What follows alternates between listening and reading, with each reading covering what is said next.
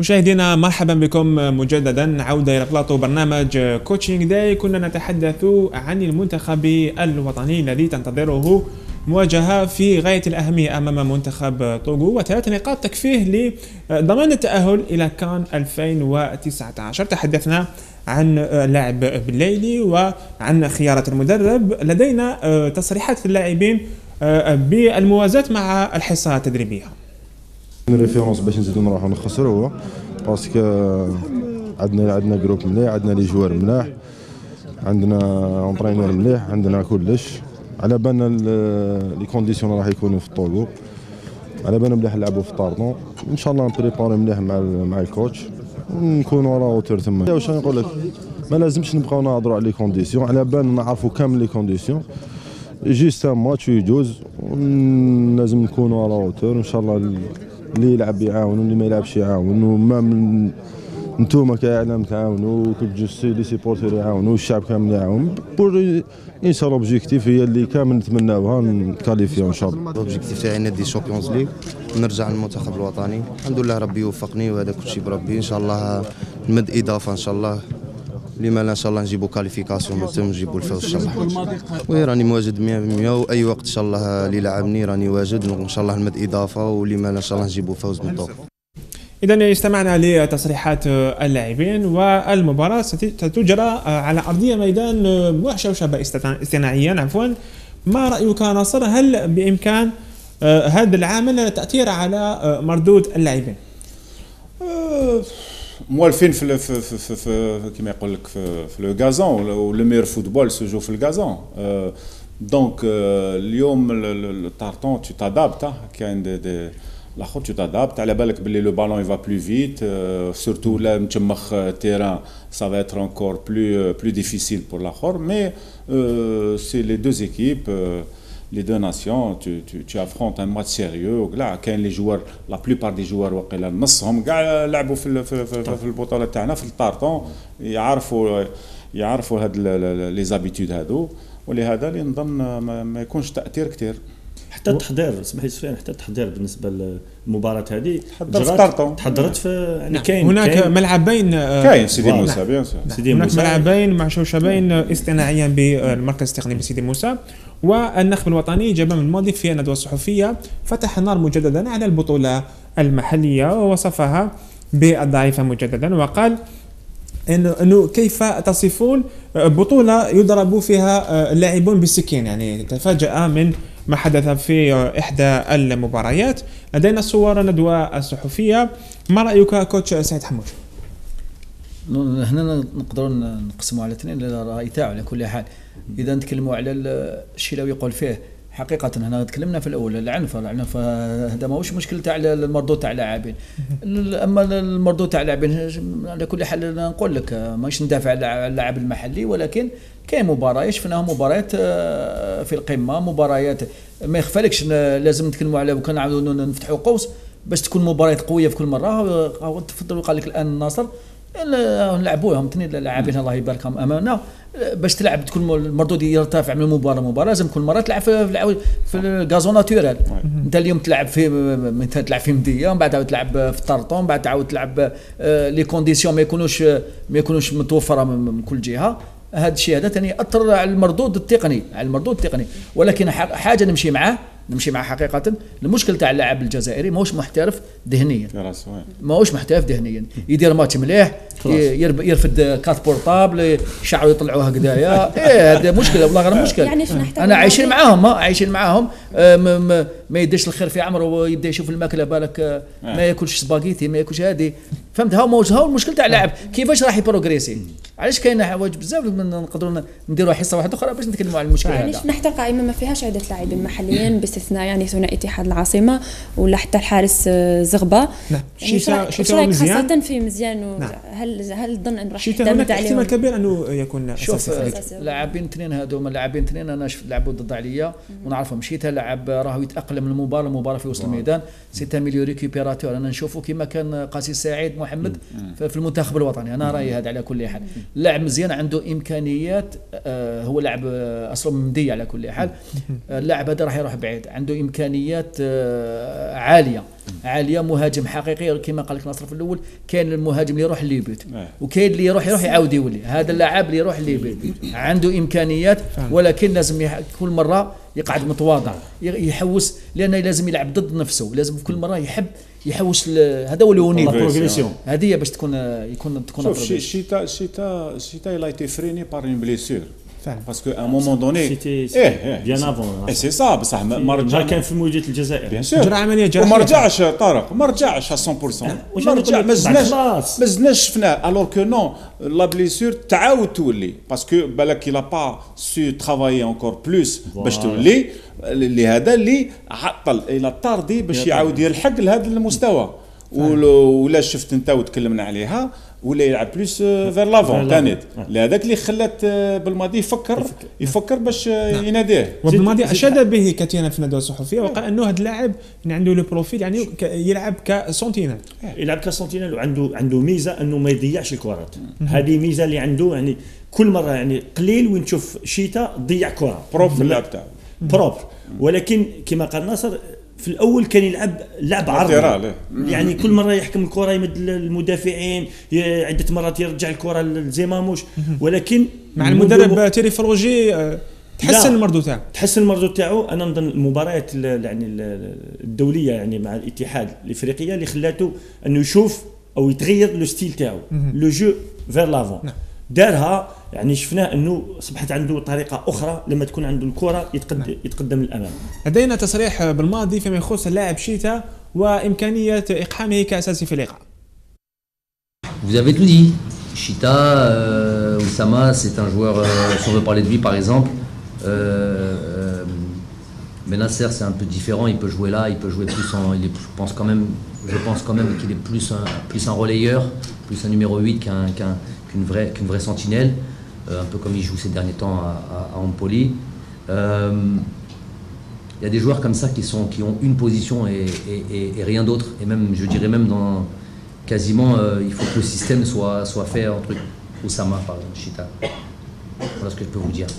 Donc je suis d'accord sur le fait que ce soit une vraie sentinelle avec toutes les qualités que demande cette position. C'est pour ça qu'il est là. وندوة صحفية للناخب الوطني جمال الماضي دخل فيها في جدال ونقاش مع أحد الصحفيين فيما يخص قضية إبعاد بن طالب وغزال وكذا بالفوديل، وفسر ذلك بمردودهما السيء يعني في اللقاء الأخير. تشوف أنت بن طالب اللي تي أبسون قاع في لي ماتش الآخر ويجوي بلوس لاتيرال كما يقول لك. كنا نهضروا انا وطارق ما يوليش كاع. شفناهم في المقابله الاخيره هو وطايدار دو جوار للور سور لي كوتي، الاخر مي جامي فير لافون بور كري هذاك لو سورنوم باش يعني تكون لي زاتاكون يكون عندهم يعني الكره بسرعه. لا رولونس كانت بطيئه جدا، ولهذا اللي نظن انا جو ماتوندي باللي في زوج كي طايدر كي بن طالب ما يعاود لهمش. حتى قديوره لقى اسمه خارج القائمه. قديوره سيتي لوجيك بالك بارابور الاج. ثانيا المكان تاعو جامي لقاه. تكسير اللعب هذاك وين تولي يعني خلقنا وزيد واحد كيما شيتا اللي راه وجهي بيان سور يعني يقدر يقوم بدور كيما راه يقوم به. شيتا يلعب بروبرمون ثاني ما ياخذش هذيك اون جوناس بلوس اون كاليتي. انا نظن لهذا يعني شويه بالك تقعد شويه ليكسبيريونس. مي انا نظن مباراه وحده يقدر اللاعب شيتا لو يكون كاساسي يقدر يعني انا نقول لك لي كات هذو غزال اوسي فراجيليتي توتال تاع غزال بالك ان بتي بو شويه بالفوديل اللي بالك ما داروش دون دو بون كونديسيون باش يقدر يمد ولا افيك ان كومبليمونتاريتي في الهجوم. ما عطالوش الاخر. جو بونس كي فا ريفونير بالفوديل الفريق الوطني. لانه ضحيه ايضا تنافس يعني في المنصب ديالو. ثلاثه لاعب مثل بونجاح راهو في قيمه المستوى تاعو. اسمح لي برك لك قبل ما نشوفوا نبيل بن طالب وجه مغاير مع ناديه تشالك الالماني، ووجه ايضا واحد اخر بطريقه يلعبوا بطريقه واحده اخرى مع المنتخب الوطني. كاين بزاف لاعبين حتى عيسى ماندي كي شفناه المقابله الماضيه مع برشلونه ادى قمه في القمه، لكن باسكو يلعبوا علاش المنتخب الوطني يعني نشوفوهم دائما بوجه مغاير؟ هذا السؤال اللي سؤال اخر ايضا، هل محرز سيواصل الجلوس على دكه البدلاء في ادغال افريقيا؟ هي كاينه حاجه لازم نتكلموا عليها، على بالك هي هذول اللي بعدهم الناخب على كل عاش يقول لك الناخب عنده الحق في كل مباراه يجيب لاعبين، لان ماهوش في تصفيات رانا في خلاص رانا متاهلين، لان بالك كل مباراه عندها خصوصيات تاعها، والناخب واش يصار على لو بلان دو جو مخطط اللعب، وهذا لو بلان دو جو واش لازم لك لاعبين يناسبوا لك مع هذه التركيبه مع هذا لو سيستيم دو جو كما كان يقولك على شيتا شاب اللي هذه المباراه راح يلعبها، كاين لاعبين يناسبوا على لو بلان دو جو تاعو اللي راح يلعب به في هذه المباراه من الناحيه الدفاعيه من الناحيه الهجوميه، لان في لو بلان دو جو فيه تنشيط الهجومي تنشيط الدفاعي. من هذا الباب تجيب لاعبين راح يناسبوا في هذه المباراه، لان كما قال لك كاين ممكن لاعبين يعاود يرجعوا على كل حال كما بالفضيل حقيقه يقدر يعاود يرجع، ولكن الانسان ما يدش اندرام كاين لاعب هذا هو الناخب وهو اللي نحترموا الاختيار تاعو، وبعد المباراه تقدر دير تقييم تاع الجانب التقني والتكتيكي. ونقول لك حاجه يعني سي با اون سوربريز وين في المقابله تاع الطوغو غادي نشوفوا الشيتا وبالليلي تيتولار باسكو نظن باللي يبوف ابورتي، باسكو اللي كانوا في بلاصتهم في زوج ما مدوش وصافي بليزيور ماتش ما يمدوش.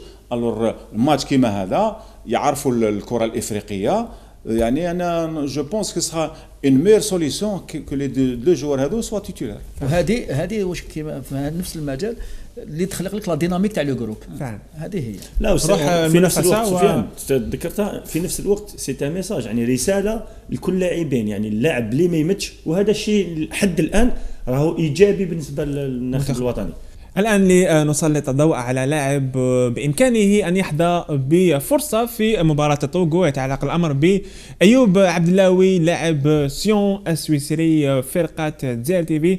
تنقلت إلى اللاعب والتقته في مدينة سيون وأعادت بها روبورتاج التالي.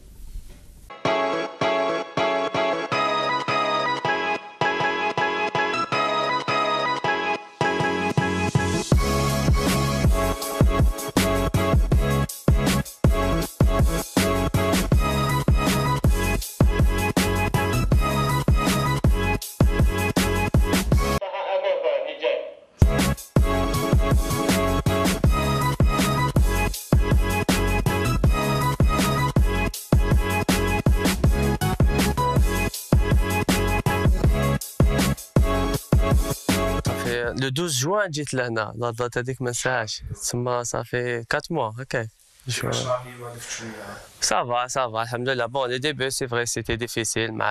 Tu quittes la famille, le pays, les sahab et tout. Mais force à force, alhamdoulilah, بدينا نوالفوا, alhamdoulilah. Sur le plan physique, c'est différent. Je suis allé en Algérie. La préparation, elle était vraiment difficile parce qu'on a fait Ramadan déjà. Qui dit c'était la fin de Ramadan. Donc, on a fait اللي كنخرجوا من رمضان الكور شويه فابل et tout الاخر. Donc, كانت صعيبه. C'est pas le top niveau, c'est vrai. هذه ما نقدرش نكذبوها. C'est pas le top niveau, c'est pas l'Espagne, c'est pas l'Angleterre. Mais quand même, d'un joueur qui vient du championnat algérien, c'est bon.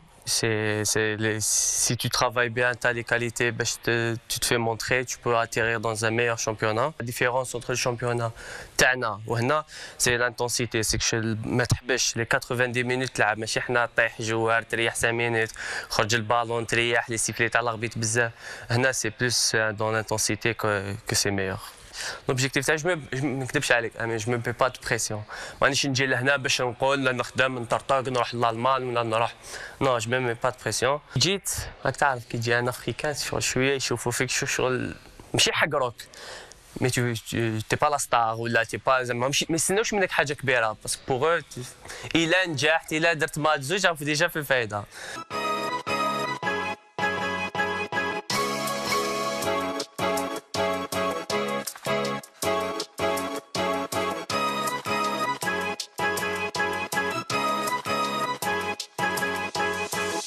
C'est quelque chose on peut pas décrire, on trouve pas les mots pour décrire ça.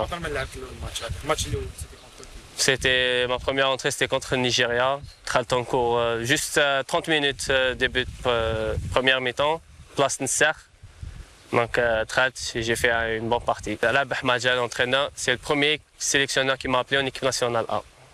Vraiment, le retour aussi, j'ai été très content cette année parce qu'après le changement du sélectionneur, l'arrivée du sélectionneur Jamal Belmadi, alhamdoulilah, après le bon début de en Suisse, donc j'ai été convoqué. Je suis arrivé, j'étais très bien accueilli par le nouveau staff, par le sélectionneur lui-même. Et donc il m'a appelé, Hadar Maaya, c'était vraiment sympa de sa part. Je remercie tout l'ensemble des supporters de l'USM Alger, tout le club.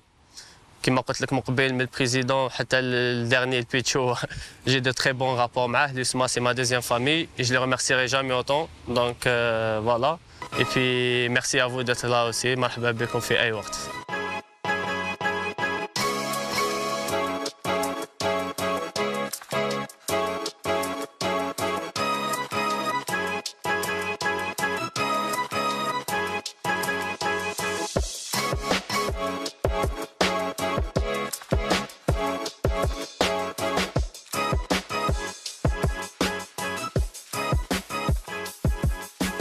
إذا كان هذا حوار لاعب أيوب عبد اللاوي جميل مدينة سيون. لا يعني جو بونس كو راهو في بقعه وين كاين لا ترونكياليتي لا سويس اسمع لا سويس وكاين كاع الامكانيات باش يخدم باش يبروغريس باش بالك ان شاء الله نتمناو له يكون ان ترومبلا ليه الفريق هذا باش يبروغريسي في ان اوت شامبيونا بلوز إلفي ان شاء الله نتمناو له النجاح. اذا شكرا لامين بروال وحواره مع اللاعب وصور جميله لمحمد ملياني. ايضا نواصل الحديث عن مباراه المنتخب الوطني ونبقى مع الندوة الصحفية لجمال بلماضي نتحدث عن اللقاء وعن مفاتيح المباراة. Cette équipe togolaise, c'est une équipe qui s'est relancée qui était mal barrée et qui s'est relancée sur ces deux derniers matchs. Ils auraient pu ne remporter qu'un point sur les deux derniers matchs. Ils se retrouvent avec 4. Ils pouvaient perdre à domicile, jusque dans les arrêts de jeu, ils perdaient 1-0. Et sur ce match, sur le match en Gambie, ils marquent encore dans les arrêts de jeu. Donc déjà ça veut dire. Donc sur le match retour aussi, c'est une équipe ça veut dire que c'est une équipe qui y croit jusqu'au bout et qui a cette abnégation et voilà, qui s'est relancée. Donc elle est pleine de ressources mentales. Elle joue à domicile, elle joue contre l'Algérie. إذا مباراة طوغو ستكون فرصة للناخب الوطني لإثبات وجوده في الخضر والعودة بالنقاط 3. ستكون مفتاح التأهل لكان 2019. نمر إلى الرابطة الثانية وجدول مباريات الجولة 14 من البطولة. ولدينا جدول مباريات ولقاءات. إذا كما قلت مباراة القمة ستجمع وداد تلمسان الذي سيحل ضيفا ثقيلا على اتحاد بسكرة، فيما الوصيف جمعية أولمبي شلف سيستقبل سريع غليزان. الفرصة ستكون مواتية لتقليص الفارق أمام المتصدر، وجمعية شلف بإمكانه أن يعود إلى مركز الصدارة. نظن باللي جمعية شلف عندهم يعني الخبرة والإمكانيات باش هذا الموسم يعني يصعدوا. حقيقة داروا بداية موسم يعني في المستوى رغم المشاكل اللي عانوا بها يعني بها الفريق، حتى عانوا من التحكيم. التحكيم حقرنا بامال دو سور بامال دو ماتش، ولهذا مازالهم يعني في المستوى، وسورتو الكوتي بسيكولوجيك تاعهم لي با كيما يقول لك كومبيرن. على هذا اللي نظن الفريق هذا قوي بسيكولوجيكمون، قوي يقدر يعني يصعد في نهايه الموسم، والمشوار تاعو راح يكون في المستوى. كوتش سعيد حموش الذي سبق له ان لعب يعني لاكسيسيون مع فريقين شبيبة بجاية وثاني لا مولدية سعيدة وسريع غليزان. نعم، وكيف ترى الصراع في الرابطة الثانية والسباق فيما يخص ثلاثي المقدمة؟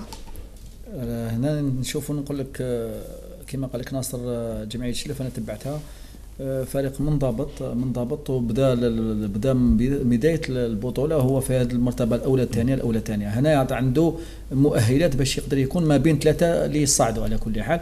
ولكن انا راي على كل حال نقول لك 6 راح يتنافسوا على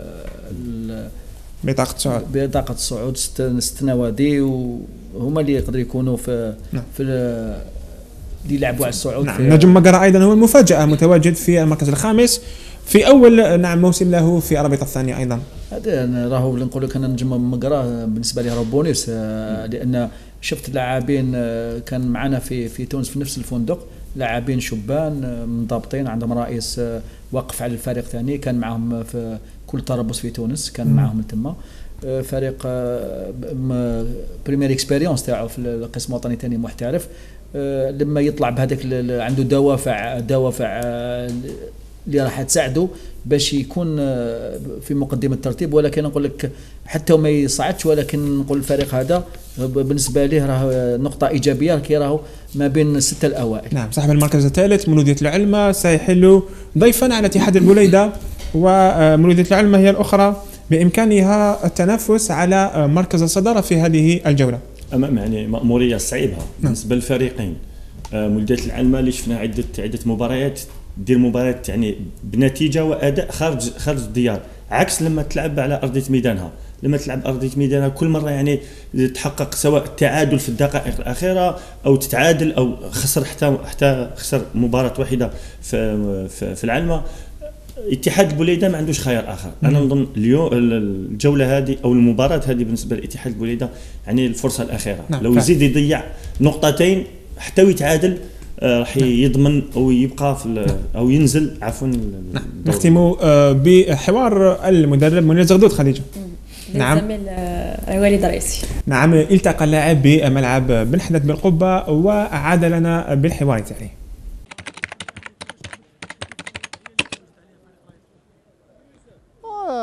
الحاجه الاولى شرف كبير لي انا اني ندرب فريق القبه اللي معروف يعني فريق عريق وكذا. انا نظن الوضعيه اللي راهو فيه وضعيه صعبه بطبيعه الحال. هذا تحدي بالنسبه لنا احنا باش ان شاء الله نديروا الشيء اللي علينا ونتعاونوا كامل باش نخرجوه من الازمه هذه اللي راهو فيها، رغم انه المهمه صعبه ولكن ماهيش محال. انا امنت خاصه في اللاعبين في الفوج اللي كاين. انا نظن كاين لاعبين اللي عندهم امكانيات بالك ما لحقوش باش يلعبوا بالمستوى الحقيقي تاعهم. الناحيه الماديه اللي الامور كانت صعيبه شويه لما اللاعبين يعني وين كنت يعني بسكره ولا بجايه ولا يعني الفرق اللي كنا فيها كامل حتى جمعيه وهران.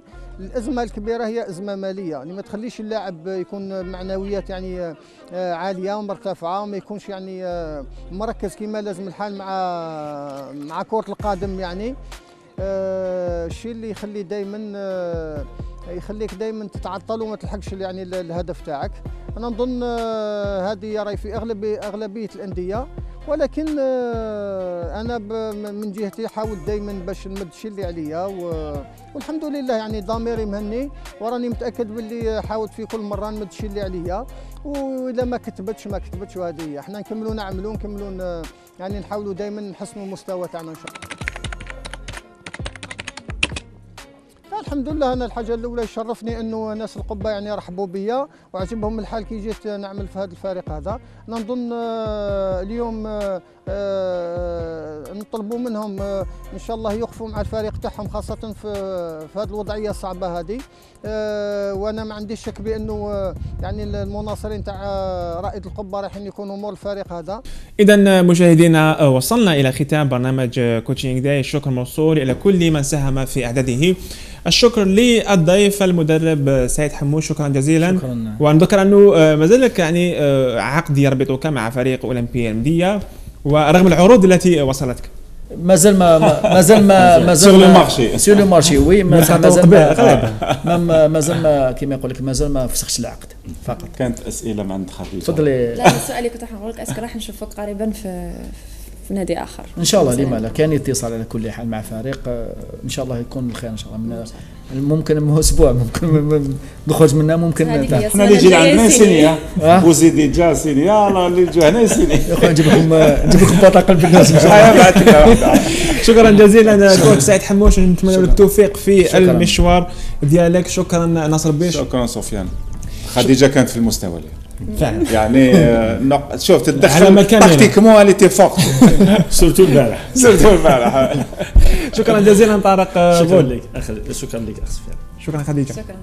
مشاهدينا نضرب لكم الموعد الاسبوع القادم. الى ذلكم الحين ابقوا اوفياء لبرامج قناه زير تي في والى اللقاء.